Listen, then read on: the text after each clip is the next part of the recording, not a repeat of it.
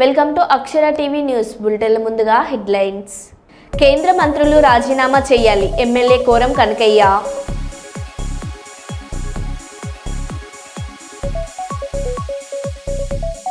Kurnool range DIG గారిని మర్యాదపూర్వకంగా కలిసిన కర్నూలు జిల్లా ఎస్పీ. జనగామ జిల్లా పాలకుర్తి మండల కేంద్రంలోని ఎమ్మెల్యే క్యాంపు కార్యాలయంలో ఎమ్మెల్యే మామిడాల యశస్విని రెడ్డి జన్మదిన వేడుకలు.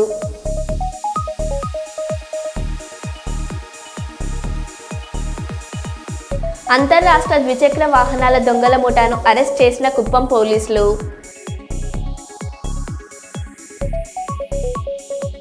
పెద్దపల్లి జిల్లా కేంద్రంలోని అయ్యప్ప ఆలయం వద్ద తెలంగాణ తల్లికి పుష్పాంజలి ఘటించిన కవిత.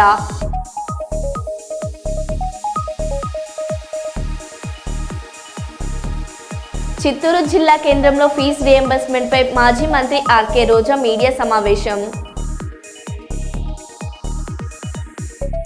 ఇక వివరాల్లోకి వెళ్తే, కొమరంభీం ఆసిఫాబాద్ జిల్లాలో జమా ఉర్దూ ఫౌండేషన్ ఆధ్వర్యంలో కాగజ్ నగర్ రైల్వే స్టేషన్లో పేదలకు భోజనం అందజేశారు. ఈ కార్యక్రమంలో ఫౌండేషన్ అధ్యక్షులు రెహమాన్ జామా, సెక్రటరీ రియాజ్ ఆలీ, దేవి, హరి, బూరాస, ఆంజనేయ, సందాని, జావిద్ తదితరులు పాల్గొన్నారు.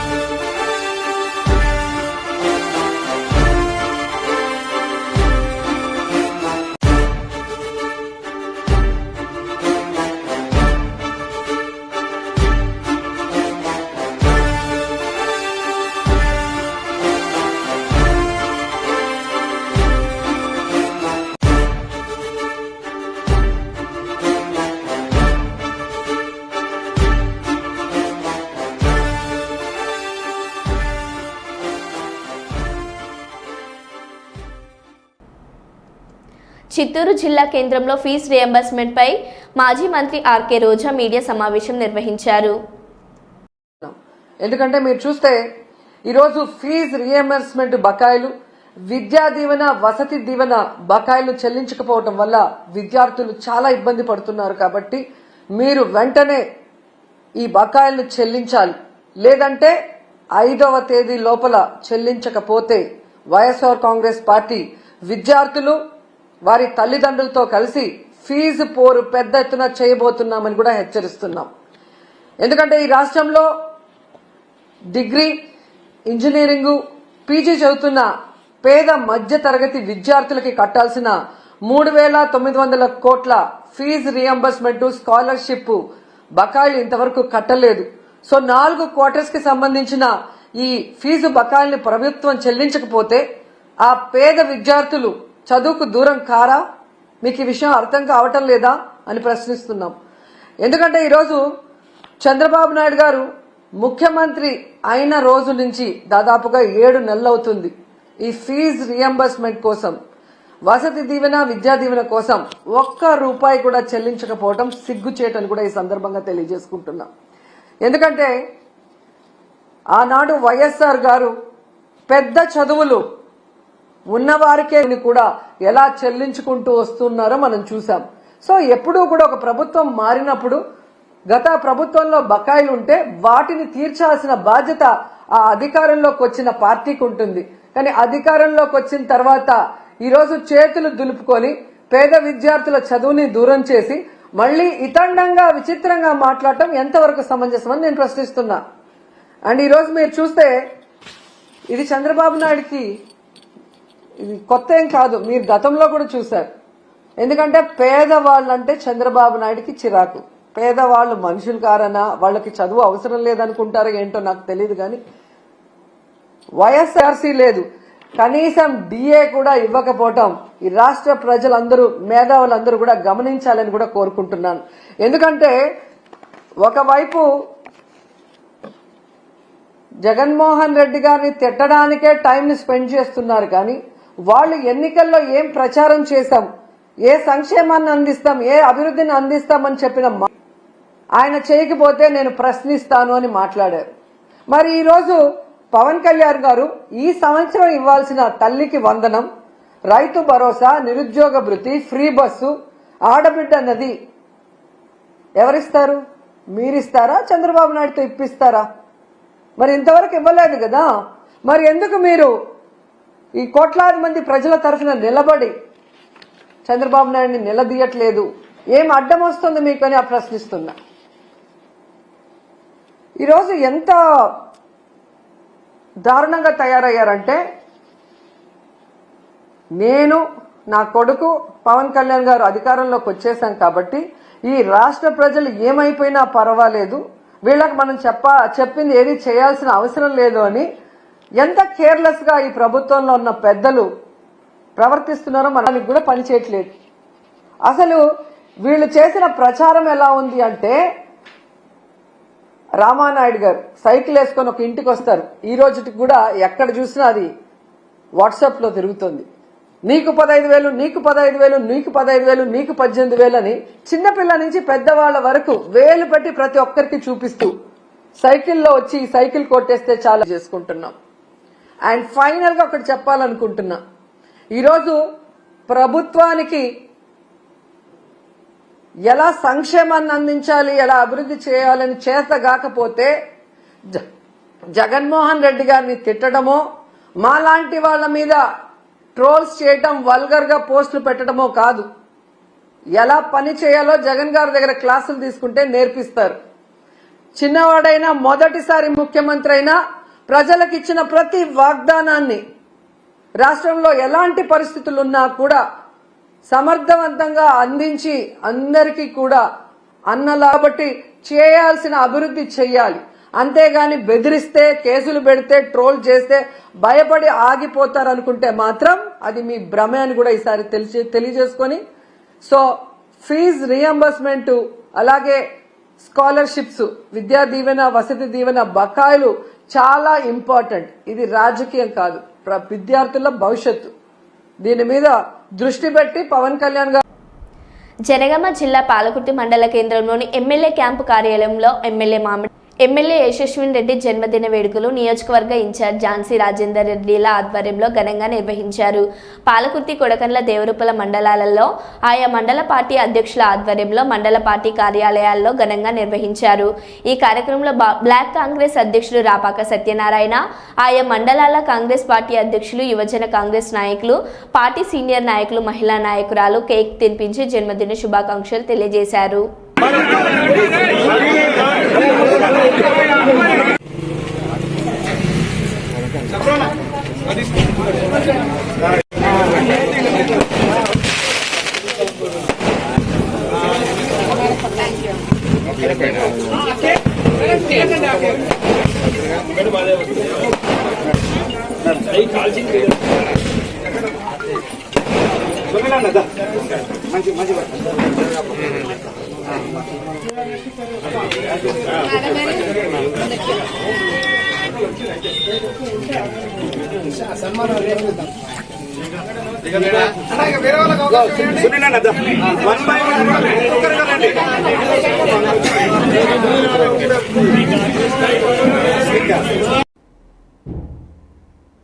సంబపల్లి మండలం మేటుకట్లలో దివ్యాంగ పింఛన్ 6,000 రూపాయలు అందించి వారి సమస్యలు అడిగి తెలుసుకున్న ఆంధ్రప్రదేశ్ ముఖ్యమంత్రి నారా చంద్రబాబు నాయుడు వారి సమస్యల పట్ల స్పందిస్తూ వారికి ఎలక్ట్రికల్ ట్రైసైకిల్ ఇచ్చి ప్రతి నెల 10,000 రూపాయల పింఛన్ ఇవ్వాలని అధికారులను ఆదేశించారు.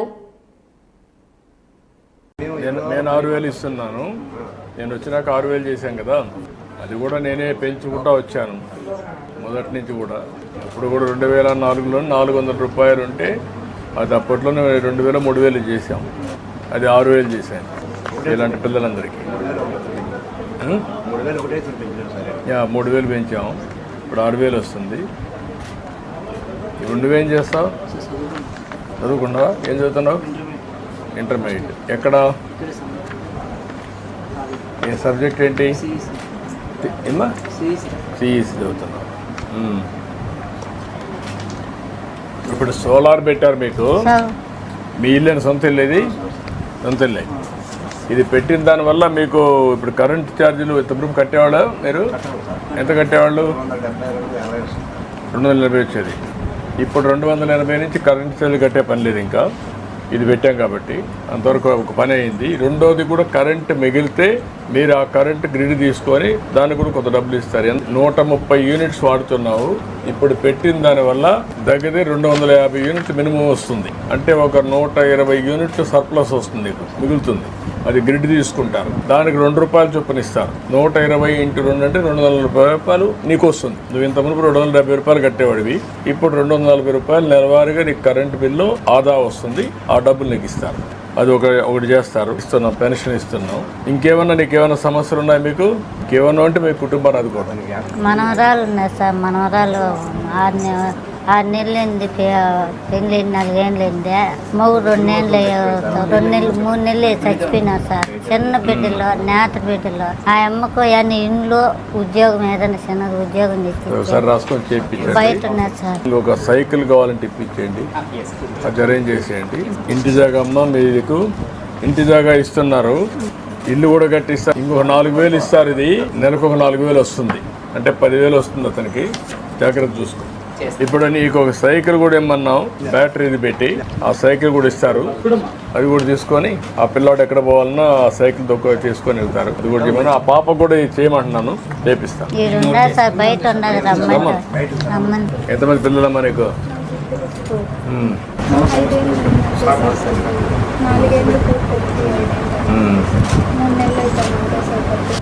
ఇప్పుడు నువ్వేం చదువుకున్నావమ్మా? ఇంటర్. ఎక్కడన్నా స్కిల్ డెవలప్మెంట్లో ఎక్కడ పెట్టండి, ఇమ్మంటాం. అంగన్వాడీలో పెట్టమంటాం, నీకు పెడతారు. ఇల్లు ఇమ్మంటాం, ఇల్లు ఇంటి జాగా ఇస్తాను. నీకు సైకిల్ కూడా ఇస్తున్నా. నువ్వు ఎక్కడన్నా బయట పోవాలంటే పోవచ్చు. నీకు ఒక సైకిల్ ఇస్తున్నా, నువ్వు తొక్కాలని పనిలా బట్టలు వేసుకొని పోవచ్చు, ఊరంతా తిరిగేసి రావచ్చు. సరేనా? అర్థమైందా? తెలివింది. ఎంత ఉంది లెక్క?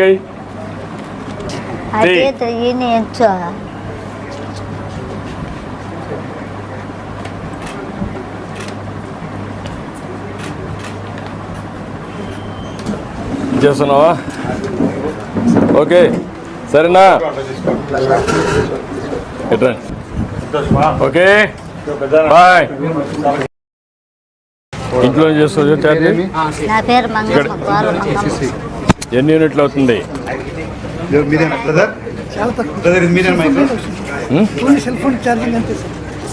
దినానికి ఎక్కడ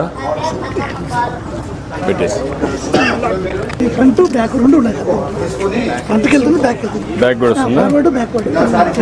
ఓకే. అడిషనల్ బ్యాటరీ పెట్టారు. ఇంట్లోనే ఛార్జ్ చేస్తారు. సోలార్ కూడా ఫిట్ చేశాను. Okay, done. బాగుందా?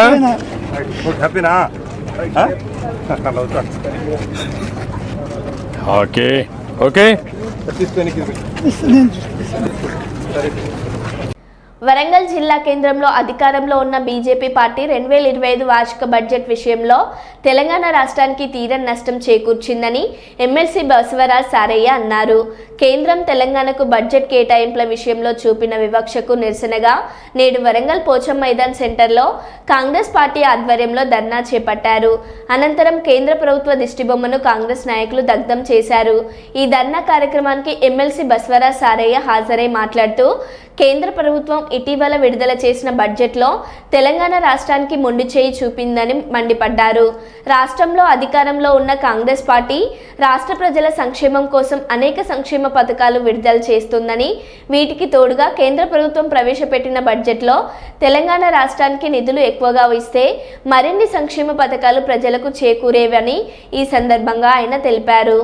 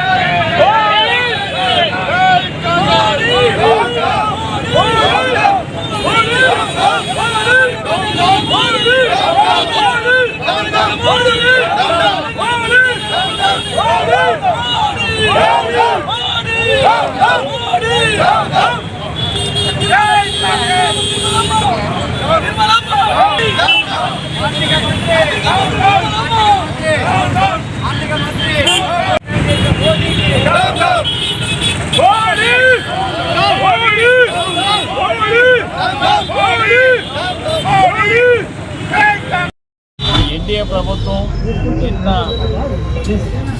పార్లమెంటులో బడ్జెట్ పెట్టిన సందర్భంలో గత 10 సంవత్సరాలు కానీ ఈ సంవత్సరం కానీ 11 సంవత్సరాలు ఒక్క న్యాయ పైసలు కూడా తెలంగాణ అభివృద్ధి కొరకు తెలంగాణ ప్రాజెక్టులో కానీ ఎలాంటి బడ్జెట్లో కేటాయించకపోవడం, అంతేకాకుండా ఇది ఎన్నికల బడ్జెట్గా చాలామంది నామకరణం చేస్తారు. తెలిసి బీహార్ ఎలక్షన్లు, ఢిల్లీ ఎలక్షన్ కోసమే ఎక్కువగా ప్రాధాన్యత ఇచ్చినట్టుగా ఇప్పుడు మా మిత్రులు చెప్పినట్టుగా కనబడుతుంది. ఏదేమైనా కానీ కాంగ్రెస్ ప్రభుత్వం ఉన్న రోజులలో అన్ని రాష్ట్రాల సమయంలో చూసిన పార్టీ యూపీఏ ప్రభుత్వం మన్మోహన్ సింగ్ గారి సోనియా గాంధీ కార్యక్రమం ఈరోజు దేశంలో ఉన్న అన్ని రాజకీయ పార్టీలు, అన్ని పార్టీలకు ఈరోజు గుర్తొస్తుంది.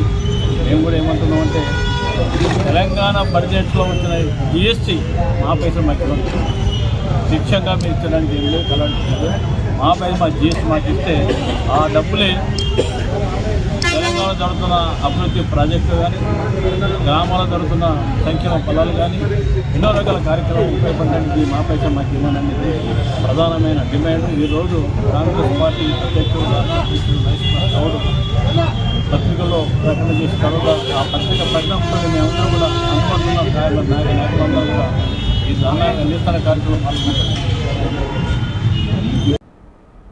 పెద్దపల్లి జిల్లాలో ఎమ్మెల్సీ శ్రీమతి కవిత ఈరోజు పర్యటించారు. ముందుగా పెద్దపల్లి జిల్లా కేంద్రంలోని అయ్యప్ప ఆలయం వద్ద తెలంగాణ తల్లికి పుష్పాంజలి ఘటించిన కవిత అనంతరం పెద్దపల్లి బీఆర్ఎస్ భవన్లో మీడియా సమావేశం నిర్వహించారు. జనవరి 26 నాడు చెప్తున్నా, రాజ్యాంగం మీద ప్రమాణం చేసి చెప్తున్నా, రాత్రి కల్లా రైతుల ఖాతాలలో టింగ్ టింగ్ టింగ్ అని పడ్డాయని ఎక్కడైనా పైసలు మండలానికి ఒక ఊర్లో పడ్డాయి. ఇక వీళ్ళట కేసీఆర్ అసెంబ్లీకి రావాలి. ఎందుకోసం రావాలి? మీరేమైనా చక్కనైన పనులు చేస్తే, మీరేమైనా తెలివిగల పనులు చేస్తే, మీరేమైనా నిజాయితీతో పనులు చేస్తే, మీరేమైనా ప్రజలకు పనికొచ్చే పనులు చేస్తే ఖచ్చితంగా కేసీఆర్ గారి స్థాయిలో రావాల్సినప్పుడు వస్తారు, అడుగుతారు, కడుగుతారు. అది కాదు విషయం. మీరు అన్ని మోసమే, ప్రతిదీ మోసమే. సింగరేణి కార్మికులకు మోసమే, రైతులకు మోసమే. మన ఇంతమంది మహిళలు ఉన్నారు. ఏం చెప్పింది మహిళలకు? 2500 రూపాయలు ప్రతి మహిళకి ఇస్తాం. 18 ఏళ్ళు నిండిపోయాయి, 2500 ఇస్తాం. ఒక్క దగ్గర కూడా ఇవ్వలే. ఒక్క ఊర్లో కూడా కనీసం సర్వే చేసిన పాపం లేదు. మళ్ళీ ఏమన్నంటే ఏమంటారు? ఇక మళ్ళా దరఖాస్తు పెట్టుకోండి, ఇగో మళ్ళా సర్వే చేస్తాం, ఇగో ఈసారి ఇందిరమ్మ పేరుతో సర్వే, రేపు రాజీవ్ గాంధీ పేరుతో సర్వే, ఎల్లుండి సోనియా గాంధీ పేరుతో సర్వే, కానీ డబ్బులు మాత్రం రావు. ఇదే పరిస్థితి తప్పితే ఇంకోటి ఏం లేదు. ఇవాళ అందుకనే మనం ఆలోచన చేసుకోవాలి. ఇవాళ ఉన్నటువంటి ప్రభుత్వం ఏంది, దాన్ని ఎట్లా ఎండగట్టాలి, తప్పకుండా మనం ఆలోచన చేయాలి. పెద్దపల్లి జిల్లా నిజానికి ఇది తెలంగాణ నెత్తి మీద నీటి కుండ లాంటిది. ఇదే పెద్దపల్లి జిల్లాలో కాళేశ్వరం ప్రాజెక్టు కట్టి తెలంగాణను 1 కోటి ఎకరాల మాగాన్ని చేసుకున్నాం మనం. కానీ ఇప్పుడు ఏం చేస్తున్నారు, ఆ కాళేశ్వరంలో మేడిగడ్డ కొంచెం రిపేర్ వచ్చింది కాబట్టి నీళ్ళని చెప్పి మొత్తం తెలంగాణను ఎండబెడుతున్నారు. అంతకుముందు ఇక్కడ కాళేశ్వరంలో, మేడిగడ్డలో, మనం అన్నారంలో, సింగిలలో నీటి మట్టం సంవత్సరం పొడవునా నిల్వ ఉంచేది. దాంతో ఏమైంది, మొత్తం పెద్దపల్లి జిల్లాలో నీటి మట్టం పెరిగి రైతులు మంచిగా పంటలు వేసుకొని అద్భుతంగా పెద్దపల్లిలో పంటలు పండించుకున్నారు. కానీ ఇవాళ మేడిగడ్డ బాగలేదన్న పేరుతోని కనీసం నీటి నిల్వ లేకపోతే శ్రీపాద ఎల్లంపల్లిలో ఇవాళ ఓన్లీ 16 టీఎంసీలకు పడిపోయింది నీటి మట్టం. మరి యాసంగిలో రైతులకు ఎంత గోసవుతుందో, తాగడానికి ఎంత గోసవుతాయో నీళ్లకు, పరిశ్రమల పరిస్థితి ఏందవుతుందో ఆలోచన ఈ ప్రభుత్వానికి లేదు. ఇవాళ నేను డిమాండ్ చేస్తా ఉన్న శ్రీధర్ బాబు గారిని, మీరు తక్షణమే మేడిగడ్డ ప్రాజెక్టు వాడొచ్చు అని నిన్నగాక మొన్న మేము తెలంగాణ జాగృతి ఆధ్వర్యంలో సదస్సు పెడితే 50 మంది తెలంగాణ ఇంజనీర్లు వచ్చి చెప్పింది వాడుకోవచ్చు. మొన్న 12 లక్షల క్యూసెక్ల వరద వస్తే కూడా తట్టుకొని నిలబడ్డది మేడిగడ్డ, ఏమి ఇబ్బంది లేదు, మీరు తప్పుడు ప్రచారం చేస్తున్నారని.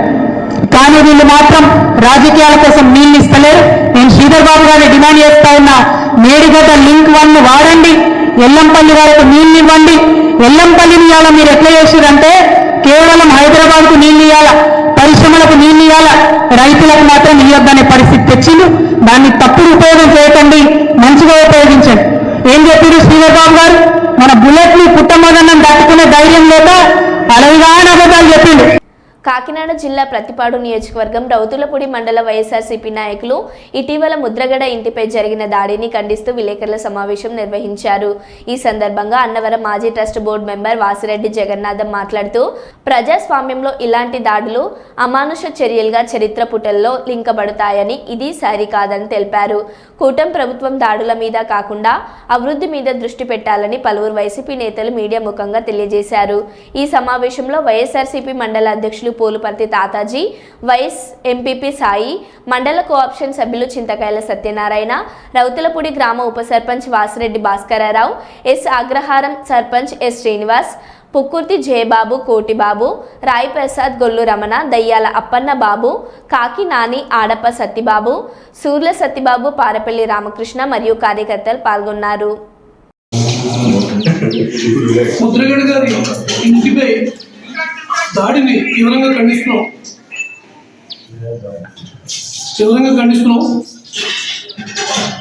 అలాగే ప్రజాస్వామ్యంలో ఇలాంటి దాడులు సరైనవి కావు. జనసేన పార్టీ అని చెప్పి ఒక వ్యక్తి మనస్థితి లేదని, జనసేన జై జనసేన అని ఎందుకు ఏం చేశాడో తెలియదు కానీ, ఏం జరిగిందో తెలియదు కానీ రాష్ట్రంలో ఇలాంటి దాడులు అనేది సరైనవి కావు. అయితే జనసేన నాయకులు కూడా ఖండించారు. ఖండించడమే కాదు, అతనిపై చర్యలు తీసుకుంటామని చెప్పి పోలీసు వారు చెప్పారు. కానీ అలా మాజీ మంత్రి అయి ఉండి, మాజీ ఎంపీ అయి ఉండి ఇలాంటి నాయకులు ఇళ్లపైనే దాడులు జరుగుతుంటే పోలీస్ వ్యవస్థ ఏం చేస్తుందో అర్థం కావట్లేదు. రాష్ట్రంలో పోలీస్ వ్యవస్థ నాశనం చేసింది. ఈ కొత్త గవర్నమెంట్లో, చంద్రబాబు గారి గవర్నమెంట్లో ఇలాంటి నుండి కంటిన్యూగా ఇదే జరుగుతున్నాయి. దాడులపై పెట్టిన దృష్టి అభివృద్ధిపై పెడితే బాగుండని మేము సలహా ఇవ్వదలుచాం. ముఖ్యంగా ముద్రగడ ఇంటిపై దాడి మాత్రం తీవ్రంగా ఖండిస్తున్నాం. ముద్రగడ పద్మనాభం గారి ఇంటిపై జరిగిన దాడికి ఖండిస్తూ ఇక్కడికి విచ్చేసిన వైఎస్ఆర్సీపీ కార్యకర్తలకు మరియు ప్రెస్ మీడియా వారికి నమస్కారములు. రాష్ట్రంలో గత 7 నెలల నుంచి టీడీపీ గవర్నమెంట్ అధికారంలోకి వచ్చిన దగ్గర నుంచి దాడులు జరుగుతున్న విషయం ప్రతి ఒక్కరికి తెలిసిందే. నిన్న ముద్రగడ పద్మనాభం గారి ఇంటి మీద దాడి జరగడం అది చాలా దురదృష్టకరం. ఇలాంటి దాడులు మళ్ళీ రిపీట్ కాకుండా ప్రభుత్వాన్ని, పోలీసు వారిని ఇటువంటి దాడులు మళ్ళీ జరగకుండా చూడాలని చెప్పని ఈ సభాముఖంగా మేము అందరం తెలియపరుస్తున్నాం.